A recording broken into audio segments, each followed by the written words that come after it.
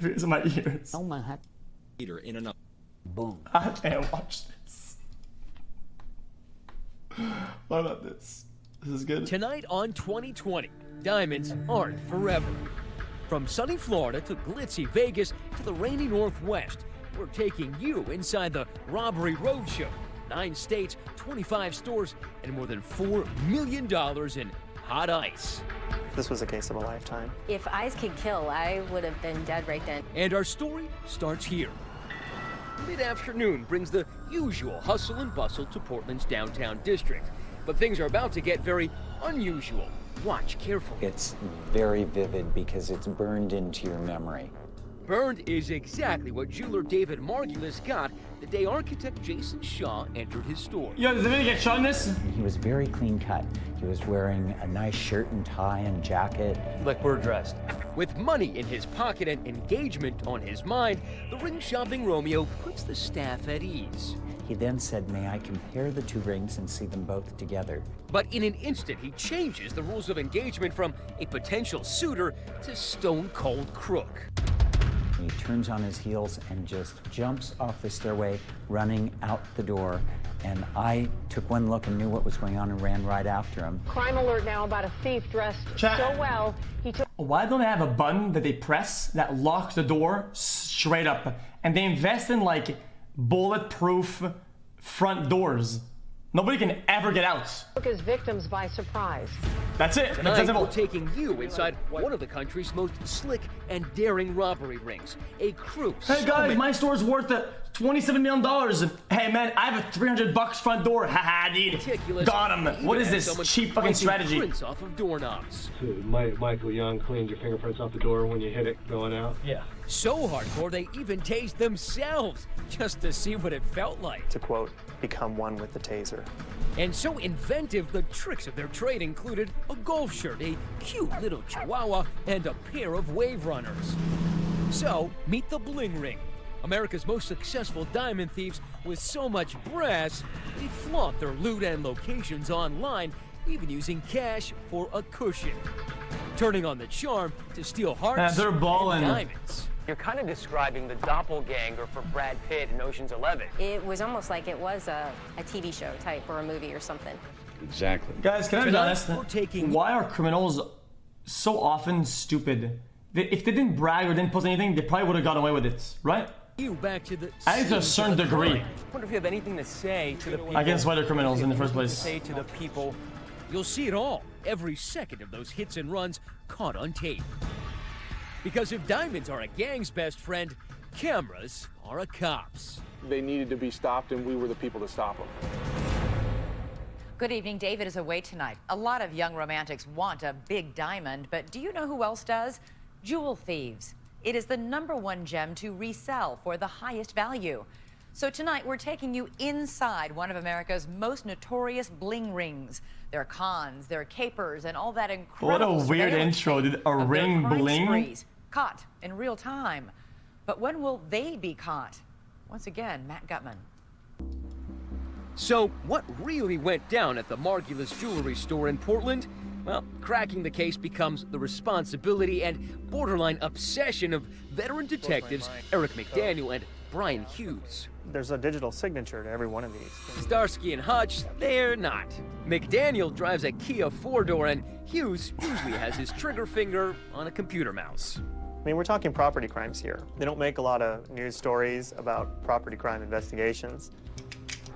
But make no mistake, these are straight-shooting investigators, highly trained, highly motivated, arriving on scene to find a curious set of circumstances. We have a lot of police officers that work in our downtown core, and for the person to get away that quick was unusual. The property crimes around here usually involve someone looking to make a quick score for drug money. Guys, I don't think But they're gonna shoot detectives anybody. feel the tale of the tape tells them otherwise. We were under the impression by the way the fella carried himself, he wasn't local. He seemed like he was squared away and had a plan. And they have another hunch. They don't think that he was working alone. There's got to be more than one guy. I mean, just from our experience, there always is. Let's rewind to show you what What kind of run police is that figured anyway? out, what the jeweler didn't realize at the time. Person must have known how to get away and must have had someone waiting for him to help him. That's correct. There's a team of fellas out here on the streets looking out for him to do the theft. In this case, the suspect, dubbed the runner, has been provided all the tools needed to succeed. He's been told what to say, how to say it, even his identity is scripted. He's not Jason Shaw, and he's not an architect. Well, He's wearing no clear glasses shit. to alter his appearance and a fancy suit to appear successful.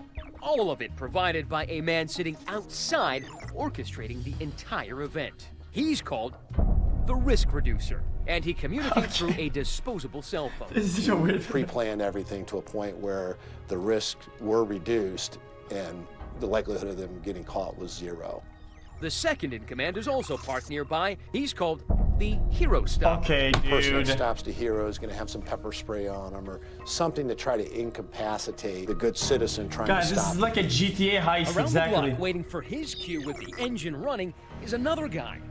The getaway driver is getting into place. He's driving a white Dodge minivan stolen specifically for this job. You steal a car, it was never registered to you, there's nothing on paper showing you put money down for it, and that way you can just leave it. So there was a risk there, but I think it was a smart one.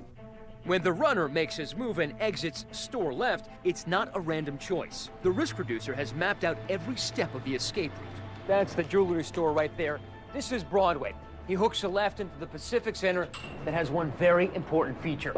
The runner ducks into a nearby office building called the Pacific Center because he doesn't want to be at the center of attention. He comes barreling down these stairs, races across the tile, and hits those revolving doors with a full head of steam.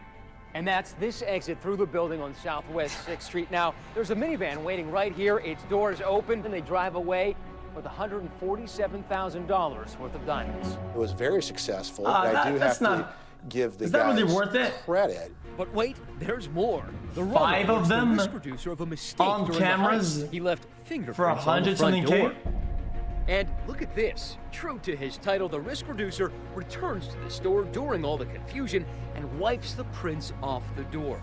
Meanwhile, the getaway driver steers that Dodge minivan south toward Salem, where it's abandoned. Now everyone piles into a pickup truck known as the wash vehicle. This truck Okay, is dude. not a stolen vehicle Fuck and has off. never been used in a crime, providing everyone inside with an added layer of protection. I think that they were very confident in their level of planning and their skills and abilities. But who are these guys? Nobody seems to know, and at this point, the detectives are still playing catch-up. They get the word out to pawn shops in case anyone attempts to sell the rings, and they run down a host of dead ends. There were other tips that came in that I had to follow up on. They didn't seem promising. Hughes and McDaniel suspect this isn't the work of a local crew. These kinds of crimes are not real common here in the Portland metropolitan area. I had been a property crime investigator for some time and was familiar with the crime trends in Oregon, and that was unique for this state. And whoever the so-called Jason Shaw really is, he hasn't stuck around to find out how the story ends. With all the cameras, we had a very clear view of him. However, it was a cold trail because he left the city. Maybe, but it doesn't look like he and his crew went far.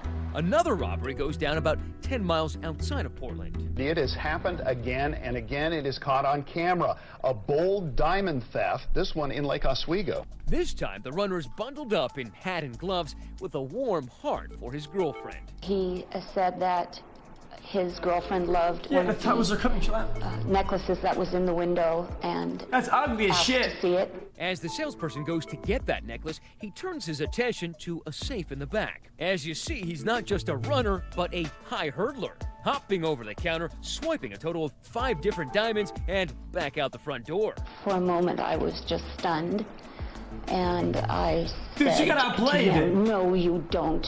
Oh, yes, he does. Still, no arrests and only headaches. Weeks pass, then one day the phone rings. It's a call that'll turn this case and the lives of our 2 detectives upside down. We knew this is going to be something that we're never going to get to experience again in our lives as far as an investigation. This was a case of a lifetime. Okay. Guys, they overplayed that super hard. That was kind of weird. Wait. Hey, that looked interesting. Wait, no, that looked interesting. Hold up. What is that? Tonight This on one.